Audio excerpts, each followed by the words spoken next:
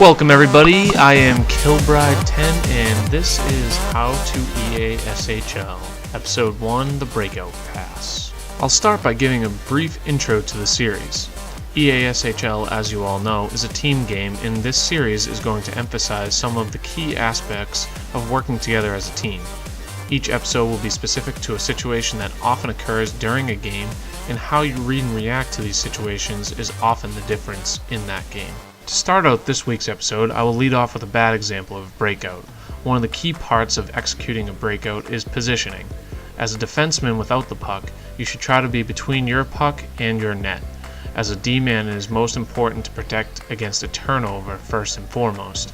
In this example, you can see myself playing as yellow, turning up the ice before my defenseman can make a pass. Although this is a computer defenseman in this case, it is a perfect example of how being overly aggressive can cost your team a goal. In this next example, I am yellow once again. As you can see from the still frame, the opposing team has two guys coming hard on a forecheck. I know I'm going to have limited reaction time, if any, once I get to the puck. It is crucial to recognize how much time you will have, as frequently players will underestimate a forecheck and then lead to a turnover. The forechecker on the right side of my screen is making it difficult to make a quick play to blue. It also does not help that the third forward is right behind him. Passing in front of the net is often asking for trouble and should almost always be your last resort, especially in this case with a player covering red. That leaves one option for me, left D-man. This is the least risky play for me, and in order to make a quick play to get him the puck and avoid any bad animation that may take an extra split second or two, I chop the puck to him and it leads to an easy breakout. In this next play, I only have one forechecker pressing the puck.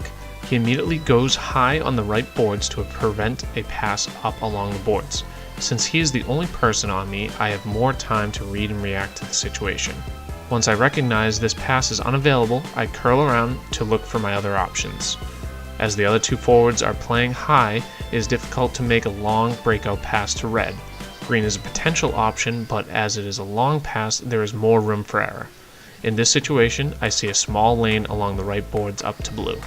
As a defenseman, I very often use the right bumper as the manual saucer pass along the boards to pass it up the ice.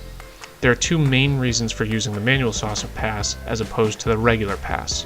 The first is that it does not lock the skater receiving the pass. What I mean by that is when using the regular pass, the game automatically assists the pass to be completed, so it sometimes reroutes the skater receiving the puck. By using the saucer pass, the skater receiving the puck can skate freely and not lose any potential momentum that may be necessary to make a play. The second reason the saucer pass is a preferred method for me in this circumstance is I am able to make an indirect pass. The pass can be banked off the boards just out of reach of the opposing forecheckers. So in this example, I use the manual saucer pass and make the play up the ice, which leads right to a goal. Both of these next two clips I use the manual saucer pass as well. It is important to recognize the pressure of the opposing players on blue before I make the pass. If the opposing team is pressuring blue, the pass will often get intercepted or turn into a buddy pass in which blue gets laid out. Overall, there are three main areas I would focus on to try to improve your breakout pass game. First, awareness of the opposing players. Recognizing how much time you have and what your options are is probably the most important part of making a good breakout pass.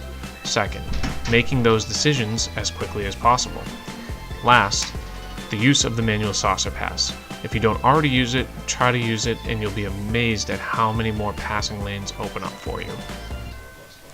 And that will conclude this episode of How to EASHL. I hope you enjoyed. Please like and subscribe to my channel.